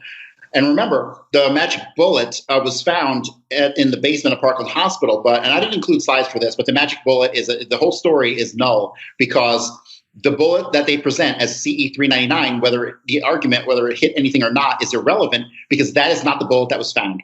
The two guys, Daryl Tomlinson and O.P. Wright, who actually found the magic bullet, they said, no, it doesn't look like that. It had a pointed tip.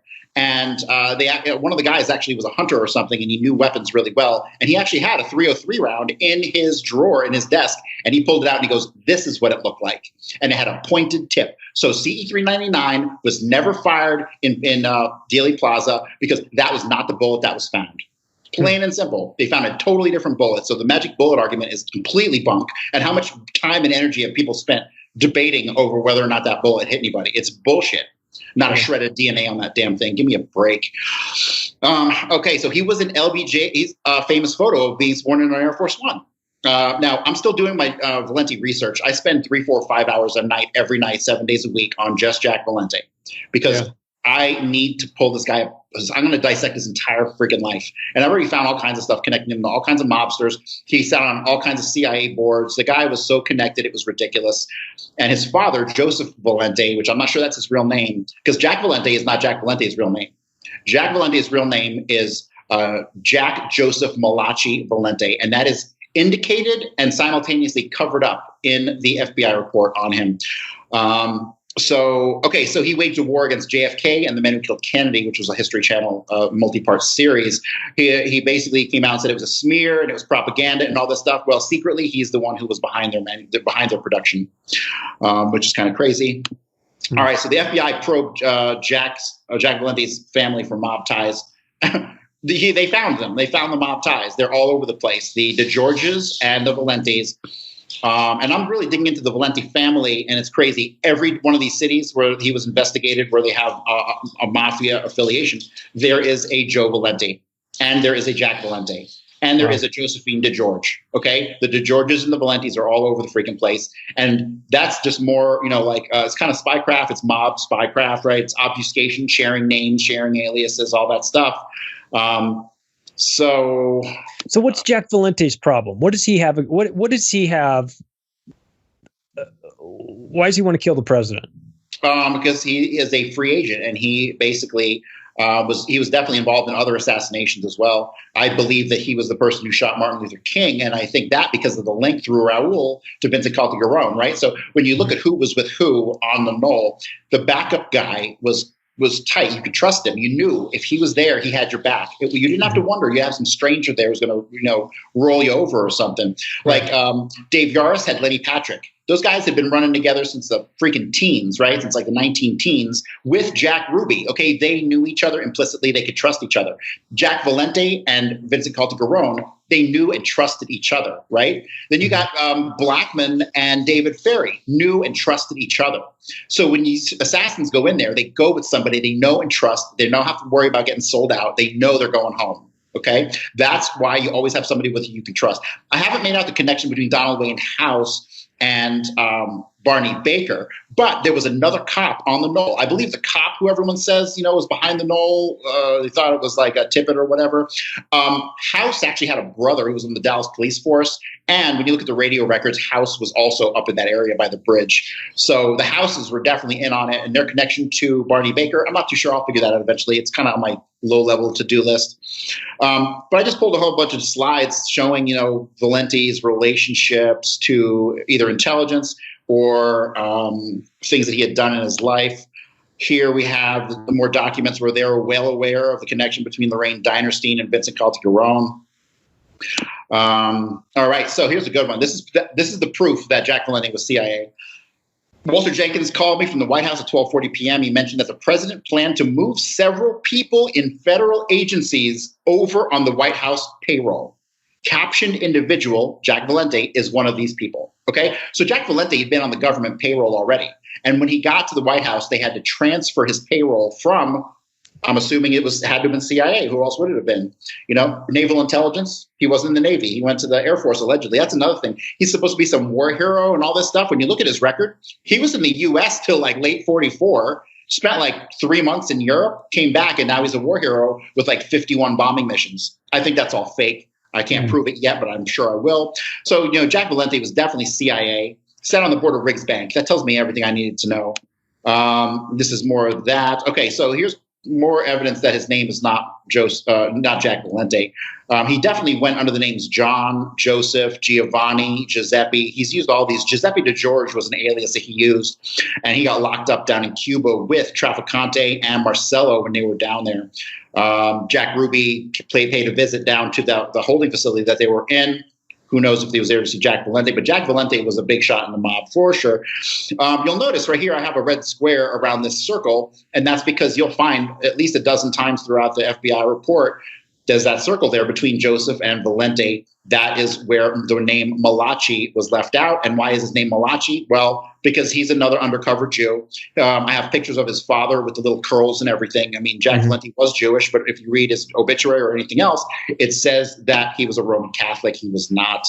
Malachi is specifically a Jewish name, and it's referenced here in the FBI report as Mel. There's also a letter that George de Mohrenschildt wrote when he kind of went a little crazy addressing Mel and his attempts to slander Oswald. He was talking about Jack Valenti. You see, because when George de Mohrenschildt got to the U.S., he got hired right away working for Humble Oil, and that was Prescott Bush's company, and that was where George Bush worked as well as president or one of the top guys. It was a family company. And so Jack Valenti and George de Mohrenschildt were friends from the time he was like 20 years old when he worked at Humble Oil. And he worked at Humble Oil on and off basically throughout his life. He stayed in contact with all those people. So it's funny. Chris just messaged me, are we doing a COVID show and are we doing it with Charlie? Sure. Okay. So we're going to do it tomorrow. If you want to hop on with us, I'm going to do my COVID expose and debunk that whole thing. So yeah, they even recognize that he's called Mel here. They put that in parentheses. They figured that out. This is the information reference to him working for the Horowitz theaters, which were connected to the Texas theater, which we've already discussed. What else do I have here? Oh, reservations, right? So Jack Valenti, his kids aren't his kids. His kids are Lyndon Johnson's kids. Courtney Valenti. Yeah, in particular, Courtney Valenti. If you Google Lyndon Johnson and just look at photographs, man, you will find hundreds of photos with Lyndon Johnson holding Courtney Valenti. But basically what the deal was is Jack Valenti was gay. He was a beard. He was a gay guy who married a woman as a cover, because in the 60s, you'd still go to jail for being gay, which is crazy, right? So he used to bring his wife, who was Mary Margaret Wiley, was her maiden name. She was LBJ's secretary for 9 years. She leaves, marries Valente, and then he brings her back to the White House frequently so they can sleep with each other. And that's pretty much on record. You can look at the White House logs to figure that out. But yeah, Jack Valenti's kids are not his kids, at least the first one. Who knows if the other ones were or not. But this just indicates that when him and Mary Margaret Wiley got married, they ended up going to Las Vegas for their honeymoon. They stayed in separate rooms. Wow. Yeah, crazy, huh? Yeah. Okay, so this is a little bit about his military service. Okay, anybody you know who are in the reserves, Reserves is nothing more than a recruitment mechanism for intelligence, plain and simple. Guys who say they were, Navy intelligence for 30 years, but they were really a carpenter or whatever. No, they had to go on trips frequently. If you're in the reserves, you are at least everybody I've come across in all my research who was connected to the reserves was actual intelligence. This basically talks about how Valenti was connected to a guy named Joseph Lucia. Joseph Lucia was a big shot in the Houston mob when there still was a Houston mob. He was the guy who was behind Joseph Villo. You see, Joseph Villo, they say ran Texas for a while, and he did. But then you had the Appalachian incident in like Tennessee or wherever it was, where all these mobsters thought it would be a good idea to bring 100 mobsters to the middle of nowhere and have a meeting. And well, obviously, if you got to like Angelo Bruno said, you bring 100 guys with Cadillacs into Miami, it's no big deal. You bring 100 guys with Cadillacs to the middle of Tennessee, and the feds know something's going on, right? So the Appalachian meeting got busted up. Jack Valenti's father might have been there. I'm still researching that. But basically, this shows the connection to Lucia. Lucia was the guy behind Joseph Villo, because Joseph Villo, after the Appalachian incident, got kind of knocked from his post.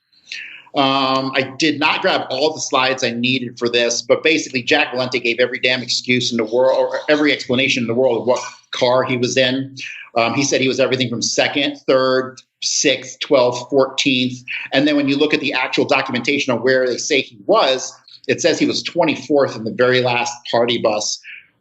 He has interviews where he said he didn't hear the shots. He has interviews where he says he heard the shots. He says he got into a big car, he got into a van, he got into a small van, he got into a bus. The guy's story is all over the place. If you go through this, actually, the official documentation of the motorcade, it's complete bullshit. I have probably made, there's probably at least 6 cars full of people that I've debunked and had to rearrange because this information's wrong. Here we go. Was he ever, you've got that picture, you say it's him getting arrested. Mm-hmm. Was his story ever, they unfairly arrested me early on? That incident is never discussed anywhere, ever. Even Kennedy researchers don't talk about it. They look at it and they're like, I don't know. But yeah, everything about it fits. And the information, see, this is one thing that I'm still searching for. So Ryan Dawson assisted me on some of this. Ryan Dawson cracked this years ago. He spent 8 years on Kennedy. He knows more about Kennedy than I'll ever know. And he basically gave me the information that Jack Valente was brought to Bill Decker immediately after being arrested there, and Bill Decker cuts him loose. And then in my research, I've come across interactions with Decker and Valente from years before. They were definitely friends. But if there are any researchers out there listening, there's a couple things I need. There's 2 or 3 things that I need, and I can put this whole case behind me. But Jack Valente had a meeting. He was brought in. He met with Bill Decker. Bill Decker cuts him loose. I need documentary evidence of that meeting. That is the primary thing I'm looking for. And you said they were friends for a long time before? Yeah. Yep. So he cuts him loose because they know each other. I don't know if he knew he was going to be involved. I think he screwed up by getting caught. There's a couple of radio traffic incidents that I'm still kind of looking into. They arrested a guy on the tracks with a gun, with a rifle.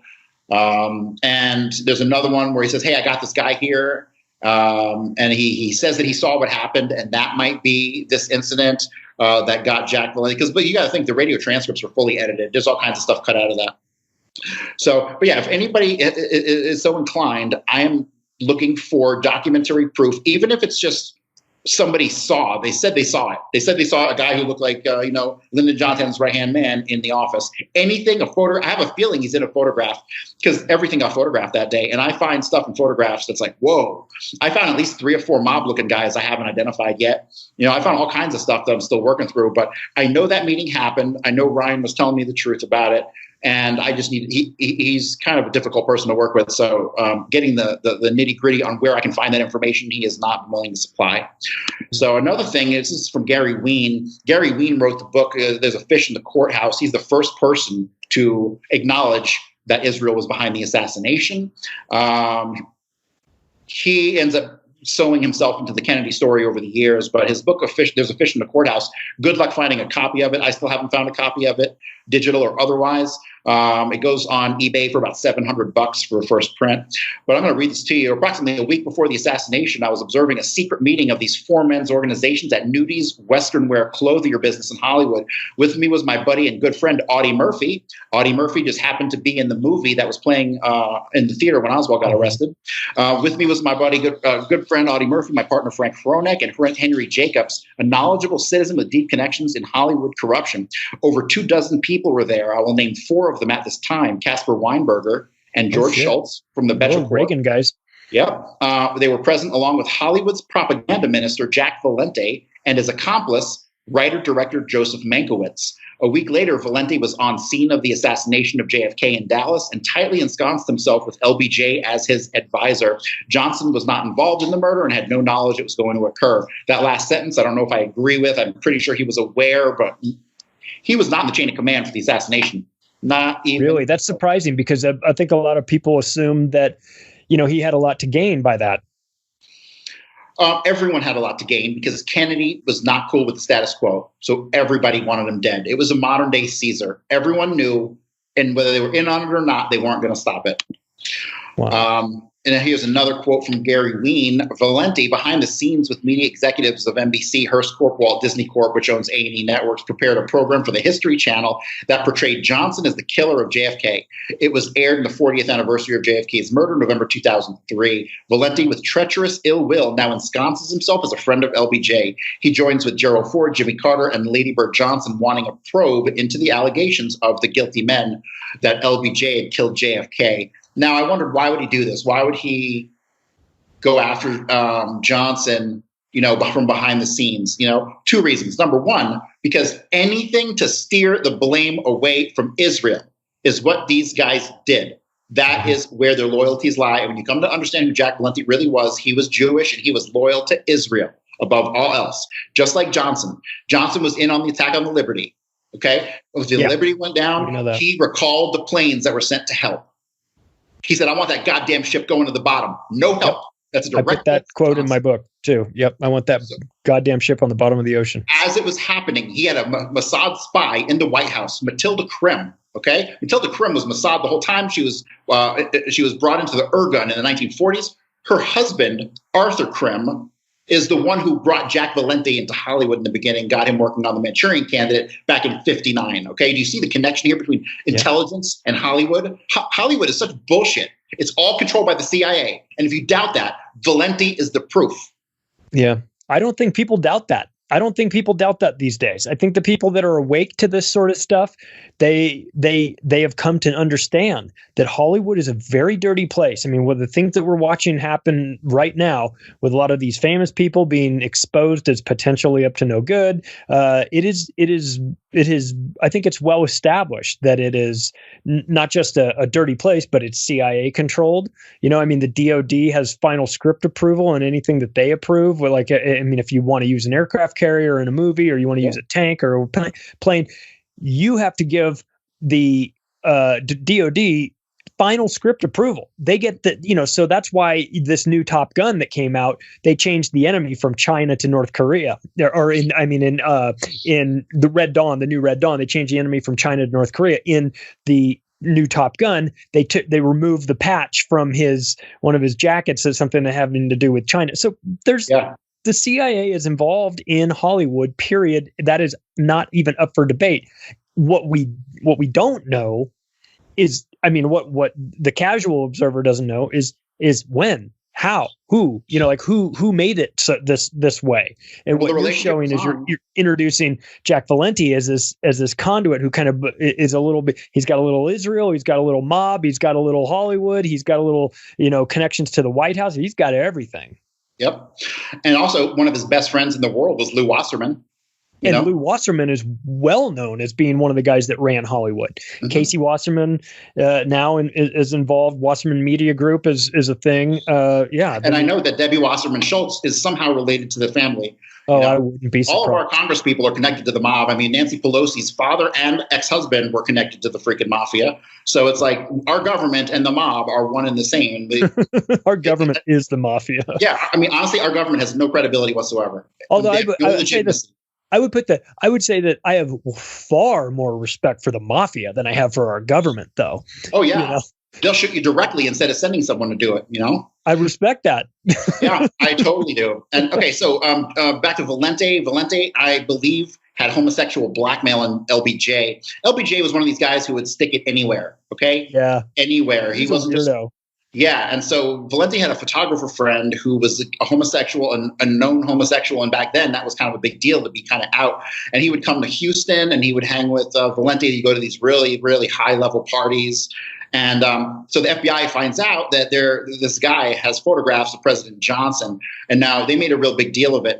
They want to know everything about these photographs. And the bottom line is, if they were just regular photographs, it wouldn't have been a big deal. So what? They got pictures of the president.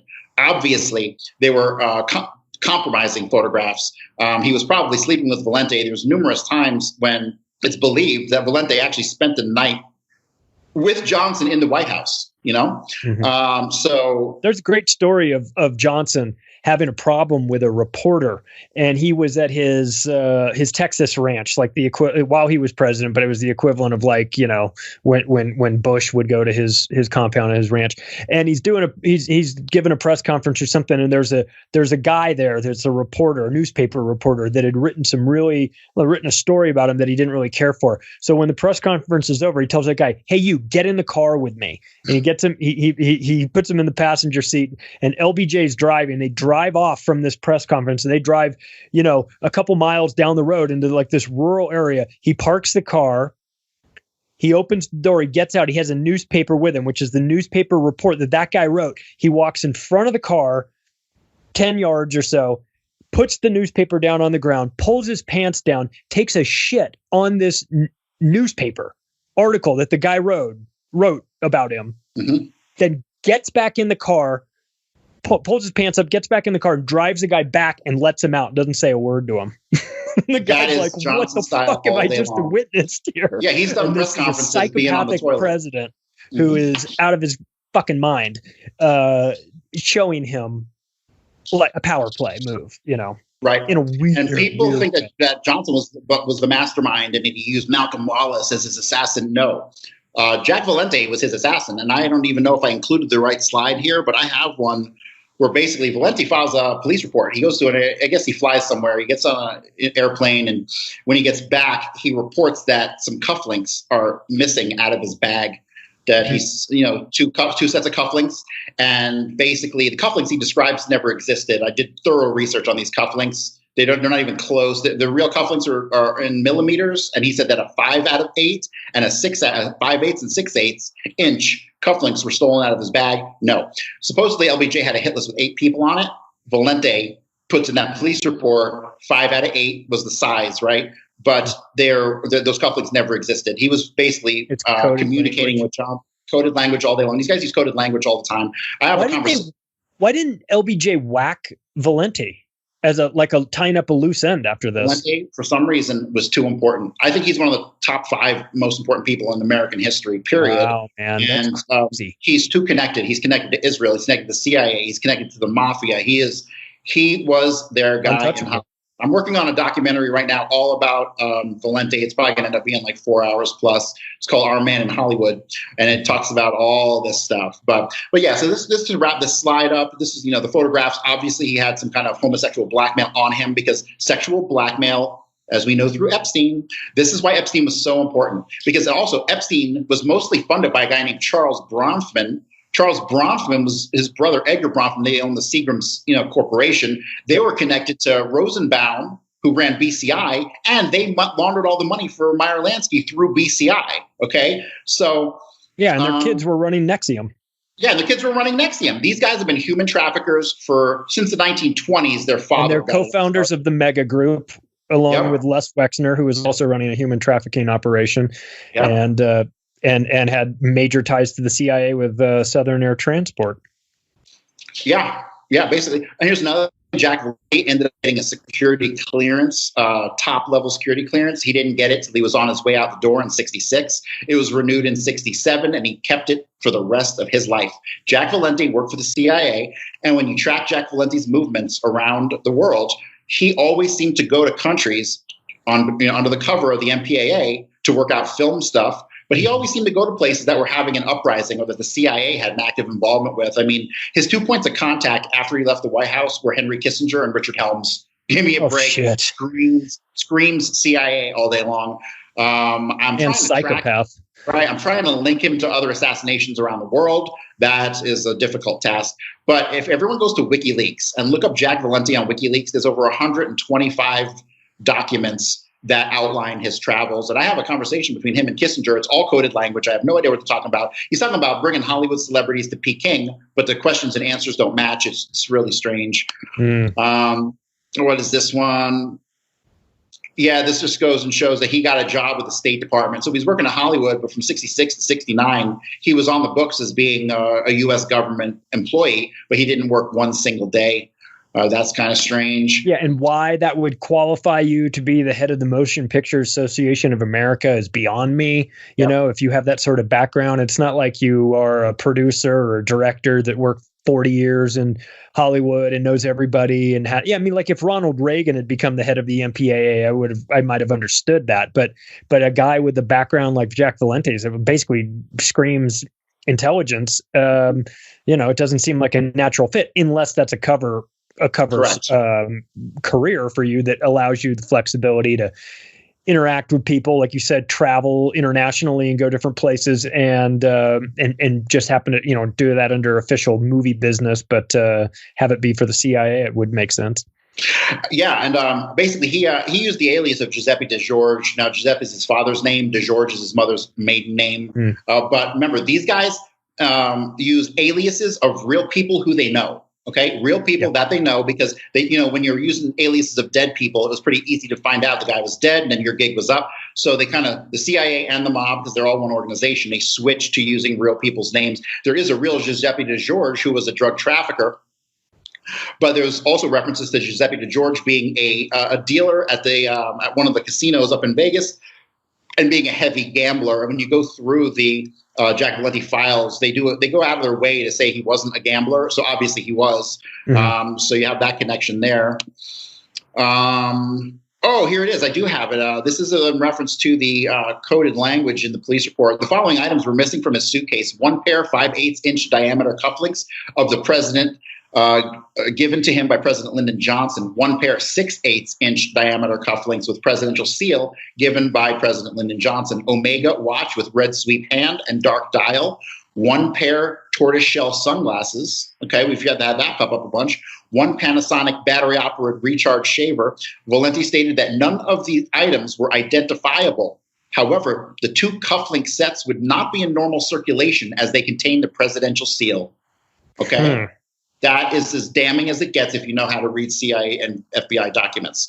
This is him sending a message that number 5 and number 6 on the list were taken out.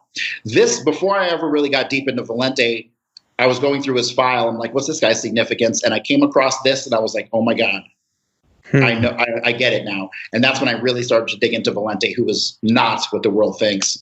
And then I found some weird references like this, the president's LBJ's hitman, Jack Valenti, and this site is gone. All I found was, the cached little, this little bit of information. There's a bunch of these. Actually, it's funny because I went to a forum post. I found a forum post written in 2004. And it was something to do with like DVDs. It was like a DVD site with a forum. And they mentioned Jack Valenti. And the guy says something along the lines of, I always liked Jack Valenti. It's just too bad he was the 3rd shooter on the grassy knoll. And that was like 2004. And then my research led me to the same conclusions, that there were three shooters on the knoll. Actually, I believe there's a 4th. I believe Yaris was the 4th. But for someone who had posted that in 2004, they knew something the world didn't know. And the guy who posted it his name was allegedly Dave Miller. Dave Miller was the real name of Dave Yaris. I thought that was kind of crazy. Wow, interesting. That's somebody crazy. in 2004 posted that on a forum post somewhere, and they knew a whole lot more than they were saying, and I wish I knew who that person was. It was not Ryan Dawson. I asked him. He said it wasn't him. This is just Valenti. I'm talking about JFK, the movie. Here, this is they were looking for background information because he was of interest to the CIA. Okay, so here's another connection that nobody else has figured out, and it'll seem minor, but it was really kind of dumbfounding to me. I found in Googling this Jack Valenti stuff probably about a year ago, I came across a website that was called DonaldRobertUnderwood.com, and I found this guy, Don Robert Underwood. All right. And it kind of hit me as strange because Jack Valenti never mentions this guy, but he obviously has a picture of himself with Jack Valenti in wartime. I've never seen this photo anywhere else of Jack Valenti. And it says here under his name, Don Robert, Dan, Bob, Joe Rangus, Elliot, take your pick. Okay. This I'm getting was a tribute site from his kids, right? His kids must have built this after he died. And with a statement like this, take your pick, what name to use. Obviously, he was some sort of spy or intelligence or something. This is more about his obituary. He talks about his life, and he basically flew combat missions and trained with Jack Valenti in Montana. So here, this is the one that kind of gave it away to me. This picture right here looks a whole lot like a guy named Marty Underwood. So you got Don Robert Underwood, who was in World War II with Valenti, at least in training, because I'm kind of thinking that Valenti's a fraud as far as his military stuff goes. But this picture here, Jack Valenti, a couple of weeks after the assassination, gets a guy named Marty Underwood hired at the White House as an advance man, right? Goes and scopes out places. And Marty Underwood had worked for Kennedy as an advance man. I'm pretty damn confident Don Robert Underwood and Marty Underwood are the same person. And this is where it really gets good for me. So on the day of the assassination in Dealey Plaza, you have this green pickup truck that supposedly breaks down. And the woman, the witness, saw the driver, who was a heavyset guy. She identifies him later as Jack Ruby. The person who gets out, she describes wearing a silver jacket and a plaid shirt, and he walks up to Noel with what she believed was a rifle case. And they were driving this green truck. And anyone familiar with the Kennedy assassination should know about the green truck. It's not any kind of secret, okay? Well, whoever put this website up talked about how much they used to love riding in the green truck. Oh, wow. So somehow that green truck that was driven by Jack Valenti, or that was driven by Jack Ruby and used in the assassination, somehow it ended up with Marty Underwood.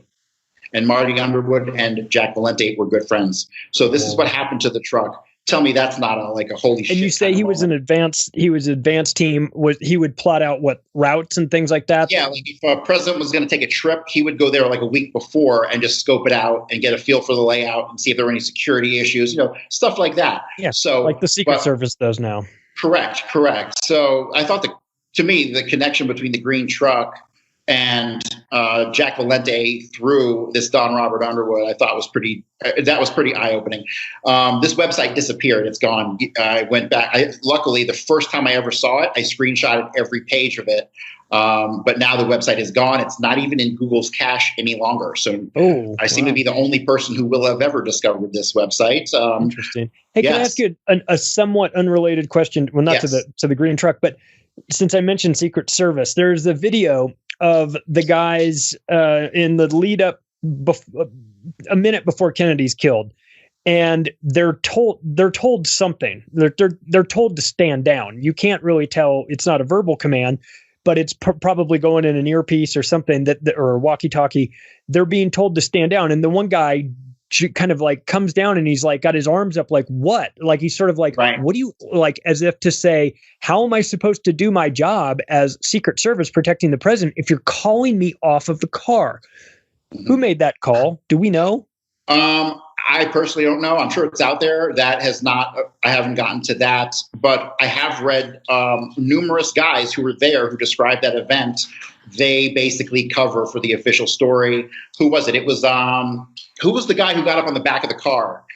after he's shot. That was, know. the Secret Service guy who runs and gets on the back of Kennedy's car. He's given a lot of interviews, and he lies his ass off the whole time. He basically said that incident was nothing, and that guy was told, we got plenty of people, just go to lunch. And that's allegedly what he was told at that moment. Yeah. Total BS. So, but that pretty much wraps up what I prepared for you today. That is amazing. If you had 12 hours, I could give you 12 hours worth of more information. Because I know, which is why I said let's do an hour and a half, because you could do 12 hours and I'd listen to all 12 hours of it, because this is fascinating. I think a lot of people, if you're listening to this audio only, look, I apologize. I said in the beginning that there's going to be some visual aids. I'm going to make sure this is up on YouTube the day that it is released on Apple, Spotify, iHeartRadio, all the normal places. I'm also going to make sure that it is up on Iconic, which is David Icke's platform, which is where this show originates from. And there's there's so much to unpack here. This is like,